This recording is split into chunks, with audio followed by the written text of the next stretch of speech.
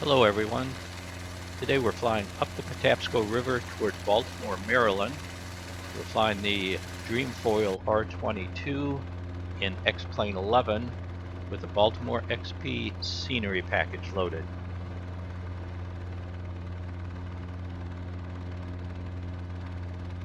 We'll be flying up the Patapsco off to the right up toward Baltimore's Inner Harbor.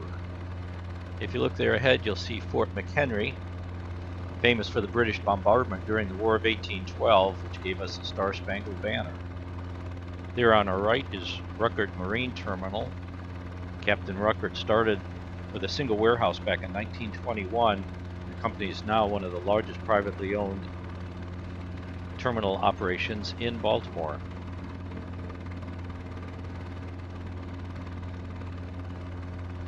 Out ahead, coming out from Clinton Street on the right, you'll see the Pier 7 Heliport, home of Charm City Helicopters and Marine Max. The tall building just beyond it is the Care First building on Clinton Street at the corner of Boston Street.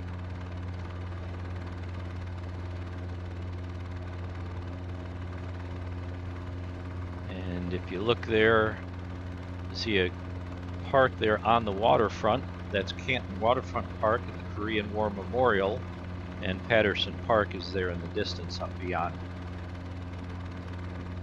If you look directly ahead, you'll see a building with a courtyard in the center. That's the Tindeco Wharf Apartments, the old tin decorating company factory. Baltimore's done a fantastic job of converting old industrial buildings to beautiful condos and apartments.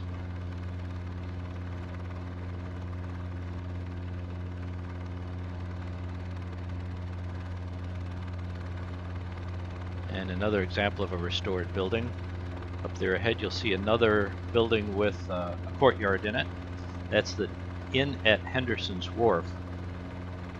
Another redeveloped old industrial warehouse building. And that's the beginning of Fells Point. Interesting area. There's more bars per square foot there than any place else in the world, I think.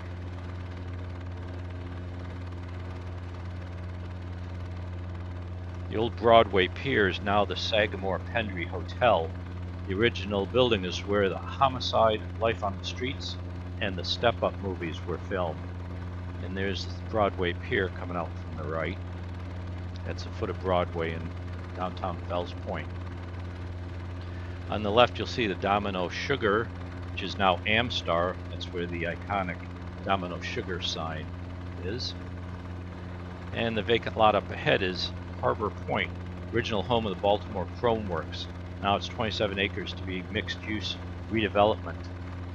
And out ahead is the Harbor View Towers with their ever-changing light on top. It's real pretty at night.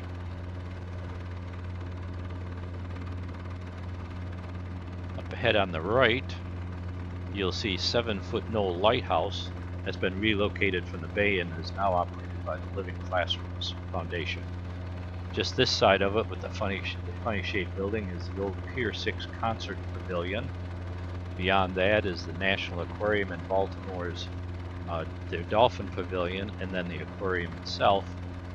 And then the tall building right on the waterfront behind that is Baltimore's World Trade Center. And this whole area is Baltimore's Inner Harbor, the famous Light Street Pavilion. And straight ahead out there is 100 East Pratt Street, a 28-story building. And the truss work on the top isn't decorative, it actually supports the building's southern facade.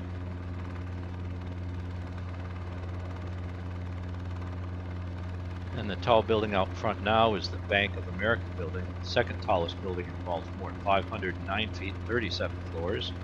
And to our left is the Transamerica Tower. That's the tallest building in Baltimore at 529 feet and 40 floors. Out ahead you'll see the Bromo-Seltzer Arts Tower. It was built in 1911 and now it's studio space for artists. And yes, the clock does work.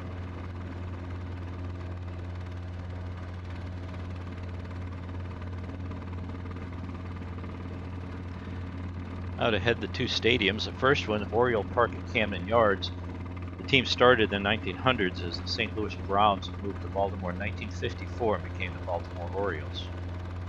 The next stadium is the M&T Bank Stadium, home of the Ravens. The team mascot is a raven named Poe. The Ravens fans are called the Flock. Beyond the stadium, you see the middle branch of the Patapsco.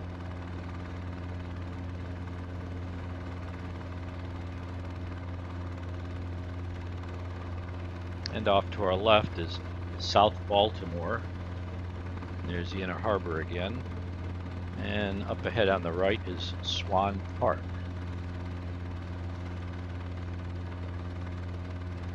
And directly ahead is Port Covington, originally a railroad terminal, now home of Under Armour's waterfront headquarters campus.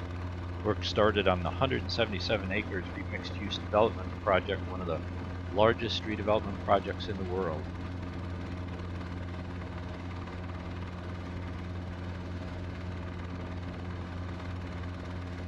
And out ahead you'll see South Locust Point and Cruise Ship Terminal. Carnival and Royal Caribbean Cruise Lines depart weekly for cruises to Southeast U.S., Bermuda, Bahamas, and the Caribbean.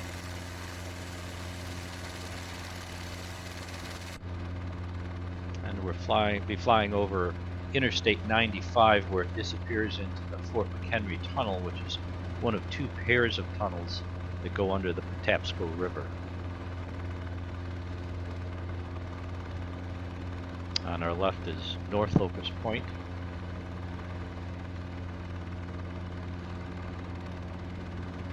And coming up again is Fort McHenry as we head outbound on the Patapsco River now.